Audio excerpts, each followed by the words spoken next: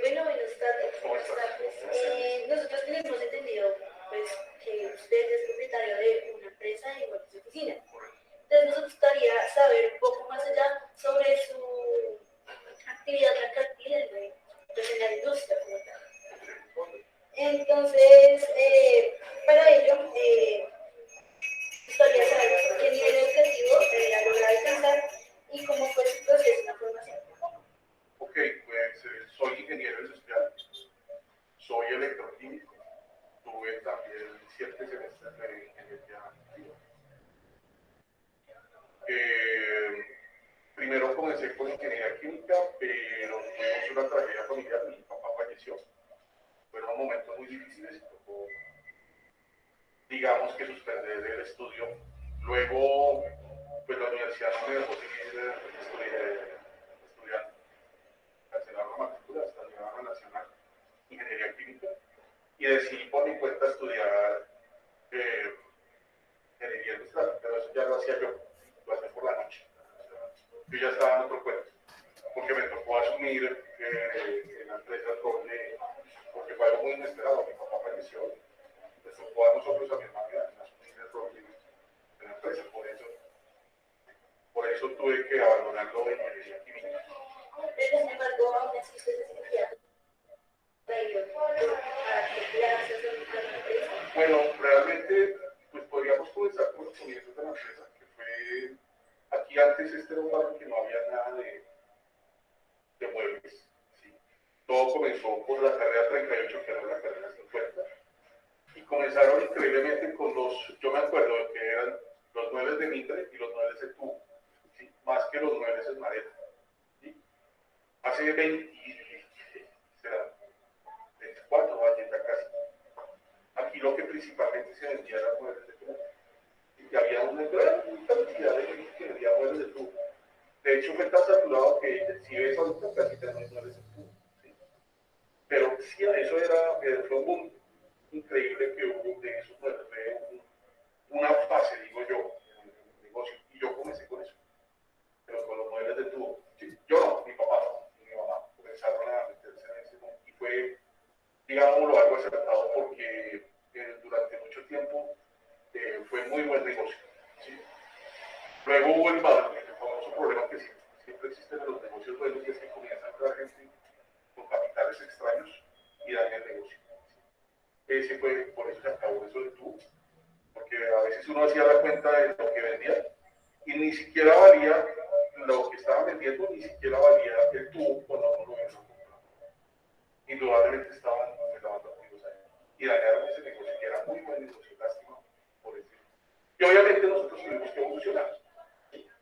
Tuvimos que cambiar y al principio que estábamos en hogar pasamos a hacer muebles de oficina porque vimos que la oficina estaba muy atrasada. ¿Sí? En la oficina había un tipo de muebles que se llamaba la línea 300. No sé si ustedes la conocen en madera. Los antiguos escritorios de los que tenían que se cajones aquí, cajones y solo un espacito. ¿Sí se acuerdan de eso? Todavía los abogados en el centro tienen ese tipo de mobiliario. Ese mobiliario es elegante, pero es supremamente incómodo, porque no es ergonómico. Entonces, nosotros nos dimos cuenta que podíamos pasarnos de lo que estábamos haciendo en Tubo, que ya dejaba de ser un negocio objetivo, a la oficina, porque era algo que estaba, un territorio que no se había casi, digámoslo, explorado. Me explico, aquí se habían empresas, pero muy grandes, ¿sí? Estilo, que les digo yo, Muñoz y Muñoz, y Germán Miller también estaba por aquí, pero es que los escritores de Germán Miller son para gente con mucha plata, ¿sí? Quien va a comenzar una empresa no puede comprar un escritorio de Germán Miller, o ni siquiera de los de manufactura de Muñoz, no se puede, es imposible. Entonces nos dimos cuenta que había un nicho de mercado que no se estaba cumpliendo y era ese, el de las empresas que están naciendo y necesitan muebles que sean accesibles. ¿Sí? Y de ahí nos dimos cuenta que más que la madera, el madecor, la formica, los aglomerados eran una opción más económica y que era más accesible a la gente. Y por eso creamos nosotros ese. Pero no fue que dijéramos hoy, de hoy a mañana, bueno, hoy somos para el hogar y mañana pasamos a ser de oficina. Eso no pasó así, fue un proceso. ¿Sí? Eventualmente dejamos de ser de hogar y nos pasamos a ser oficina. Todo porque esto no se puede hacer de un solo salto. No, es que ya no vendo camarones, camas, sales, no. Entonces tú no puedes hacer en un negocio algo tan sencillo. Exactamente, se va gradualmente cambiando. ¿Sí? Sí, claro, es que uno siempre tiene que estar evolucionando los negocios porque cambia algo y si uno no está a la par, se quiebra. Les doy un ejemplo, por ejemplo, no sé si me estoy saliendo del tema, pero lo que está sucediendo actualmente. Los muebles de oficina en el momento, como oficina, en este año estuvieron altos. ¿Por qué? Porque todo el mundo se fue a su casa. Correcto.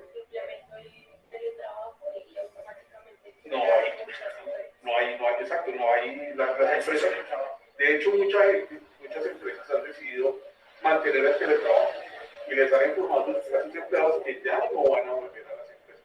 Aunque vamos a ver, ¿no? Porque es que uno cosas dice y si esto se mejora puede cambiar. ¿Qué hice yo? Lo que hicimos nosotros. Lo que hicimos fue cambiar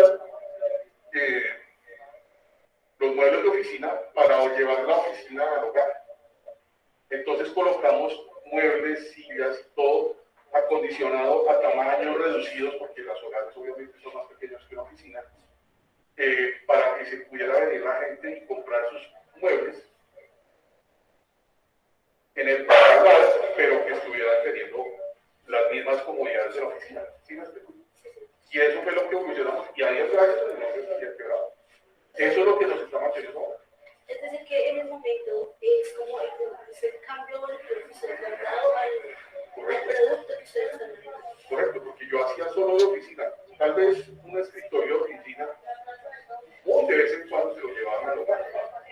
Digamos, personas como los que desarrolladores de sistemas que a veces trabajan en su casa. Ellos entienden que, les explico una cosa importante. La gente estaba trabajando en los muebles de comedor. Estudiantes, las mismas personas que tenían su trabajo ahí. Una silla de comedor no está diseñada para que tú estés 8 horas sentada en ella. ¿Sí? Y la gente, no le entiende, llegaba a la oficina, a la almacén, con el tomando así diciendo, es que necesito comprar una silla, porque mi doctor ya me dijo que me iba a dar unas cosas. Y es claro, porque ¿qué pasó? Tú antes trabajabas 8 horas diarias. Ibas 4 horas, almorzabas 4 horas a tu casa. Ahora están trabajando 10 horas, 12 horas diarias las personas. Increíblemente están trabajando más tiempo que lo que hacían antes. Eso, por supuesto, puede repercutir en la salud. Y cuando van los clientes al almacén, pues obviamente la gente no es que sea muy entendida de ese tipo de temas, pero nosotros intentamos explicarse. Es decir, un escritorio debe tener tal altura para que uno pueda pues, tener las manos así, teclear, que ahora se llama así, que los brazos estén apoyados encima del escritorio, todo eso para que no te vaya a dar dolores para trabajar, cosas por el estilo, uno les explica a los clientes y eso es lo que nos ha permitido vender. ¿Sí? No solamente tener el escritorio, sino aparte de eso, digamos la parte que la gente no sabe respecto a lo que debe ser un escritorio que cumpla con las normas y que tenga la ergonometría adecuada para poder trabajar. Exactamente, entonces sí. Eso fue lo que desarrollamos y nos funcionó. Nos funcionó porque de esos cotillas, pues ha estado duro, porque todo ha estado duro. Pero es lo que estamos vendiendo nosotros ahora. Si no, hubiera sido una catástrofe. De hecho, en la zona, mucha gente, muchísimos.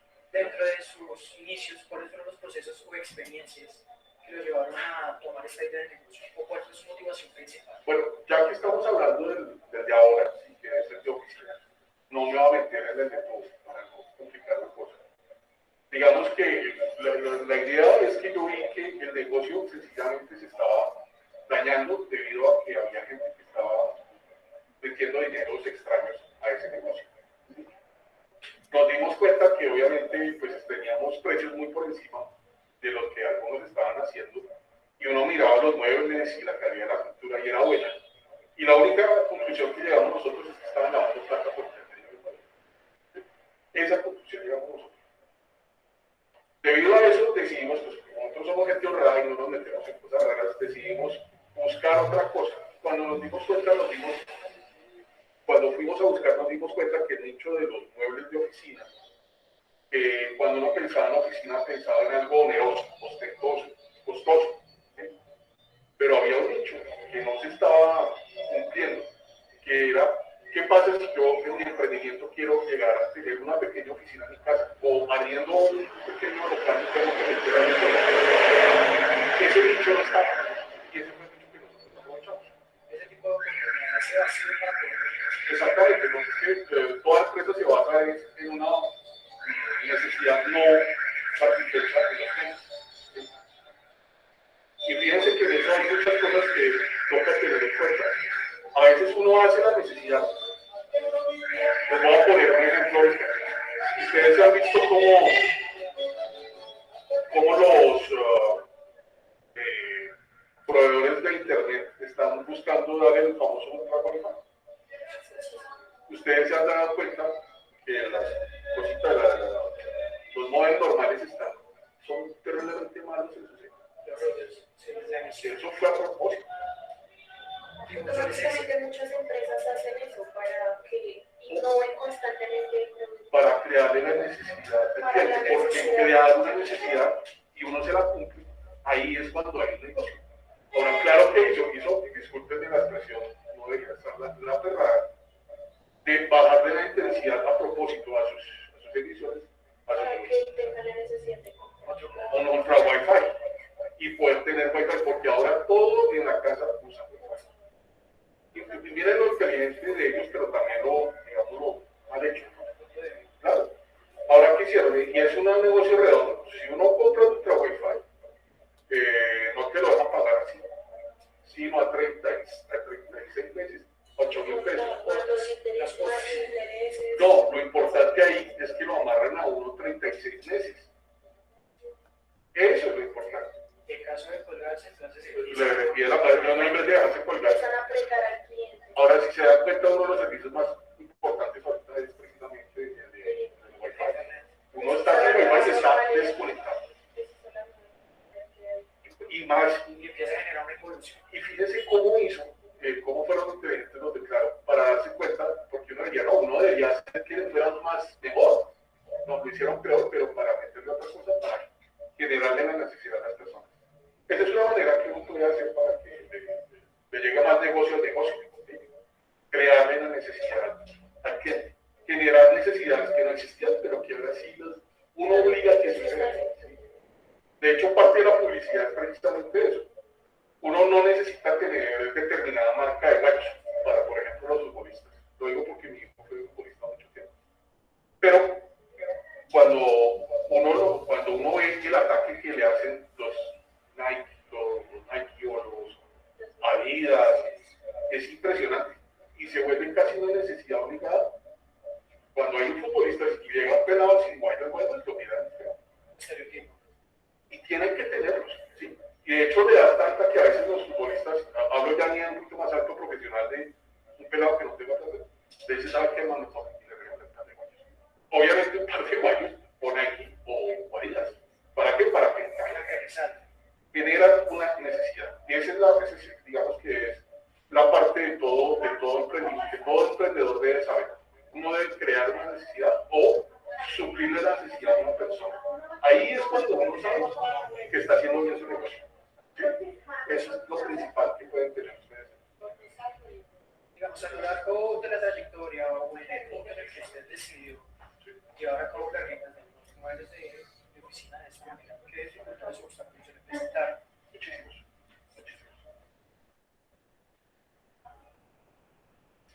Bueno, cuando nosotros comenzamos, hicimos el cambio, la transición de muebles de tubo a muebles de oficina. Realmente las dificultades primarias es que teníamos un total desconocimiento del mercado. ¿Sí? A pesar de que nos dábamos cuenta de que había personas que querían comenzar sus propios negocios, cuando iban a mirar, los costos de los muebles eran muy costosos, o había la famosa línea 300 a su disposición. No es que esté mala la línea 300, pero digamos que es un poco desactualizada, porque no tiene conceptos como, por ejemplo, ergonometría. ¿Sí? jefe va a una empresa y ve que un escritorio tiene ¿se acuerdan de los tecladitos? Están prohibidos ahorita. Prohibidos, o sea, si lo ven, dicen, me tienen que quitar eso. ¿Por qué están prohibidos? Esos salieron era porque antes las pantallas eran gigantescas. ¿Se acuerdan de los barrigones esos que le ponían?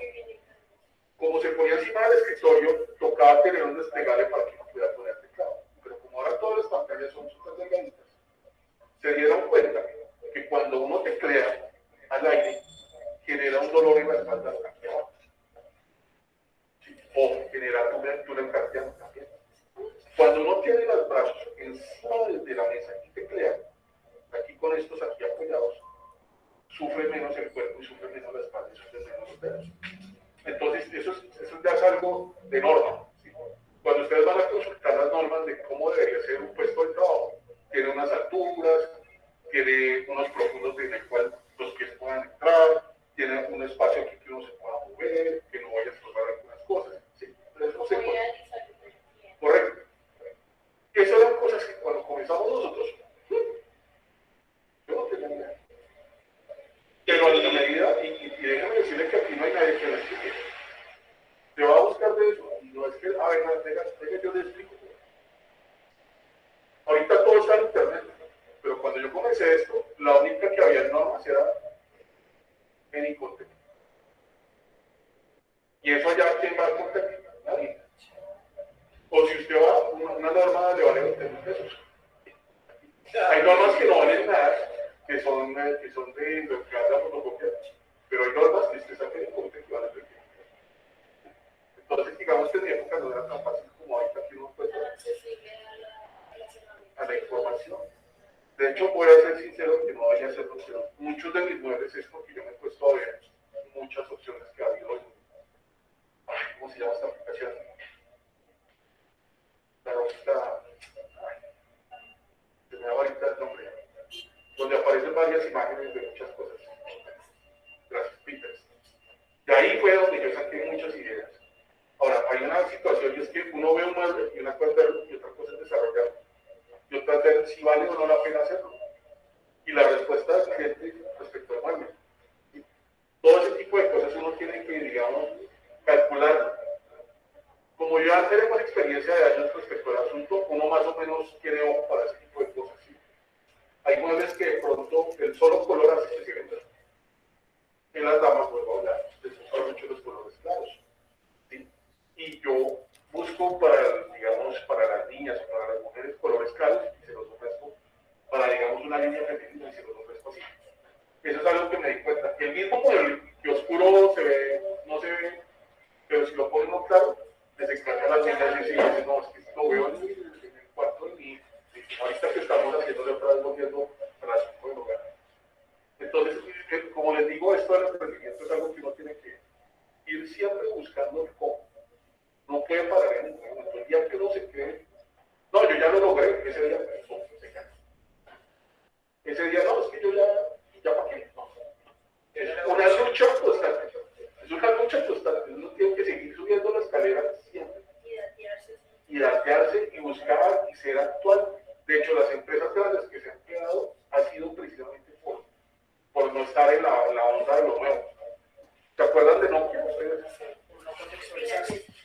Nokia era la primera de teléfonos en el mundo. Ahorita lo único que usa Nokia es Tony Stark y solo los Avengers.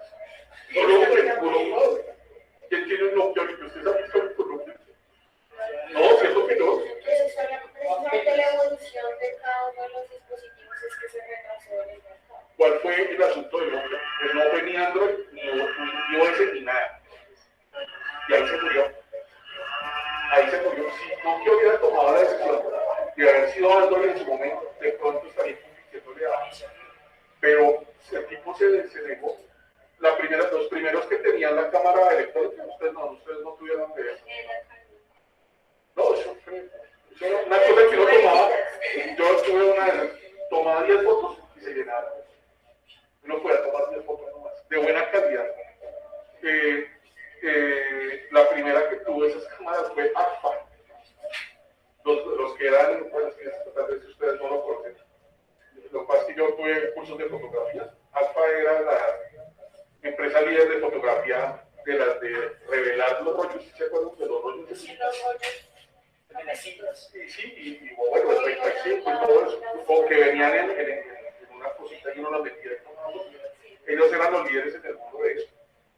Y ellos fueron los primeros que desarrollaron una cámara electrónica, así de tomar fotos de esas.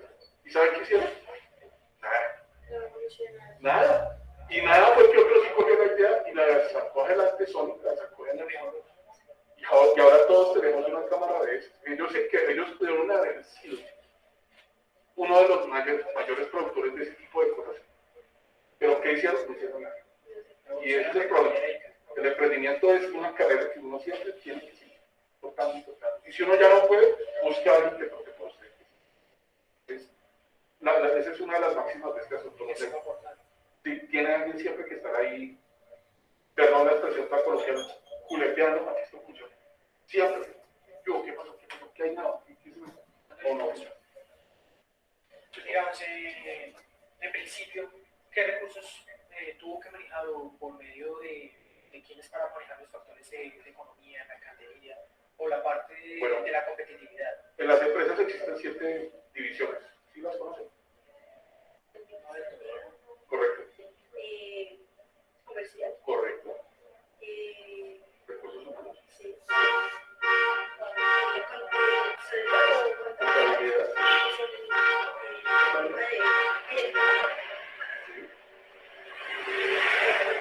Correcto. En una empresa tiene esas 7 cuando es grande, pero cuando es pequeña, uno es la 7. ¿Sí? Pero tienen que pensar en ellas. Es decir, uno hace la contabilidad, uno mira cómo vende, que sería de la parte comercial, uno mira cómo administra los recursos para que funcionen. Pero deben tener siempre en cuenta las 7 cosas que tienen que tener. Cuando uno se agranda, ¿qué hace? Comienza a poner en cabeza de una persona cada una de esas 7 cosas. ¿Sí? Digamos, si ustedes generan un almacén ahorita, ¿sí? Pondrá una persona en venta, ¿cierto? Que sería la parte comercial. Y ella no creerá eso. En una parte comercial habría la fuerza de los vendedores, de los asesores comerciales, y un encargado de eso que sería el gerente comercial, ¿cierto? Pero eso ya cuando comenzamos a crecer. Pero las 7 partes de la empresa siempre deben estar presentes. Yo no siempre deben pensar así. Incluso los recursos humanos. Cuando uno tiene cargo gente, tiene que mirar cuándo cumple años y al menos el día de su cumpleaños. Y si varios cumplen en un mes, el último día del mes hacer una tortita y que todos se visiten al hombre cuando cumplen. Cosas así.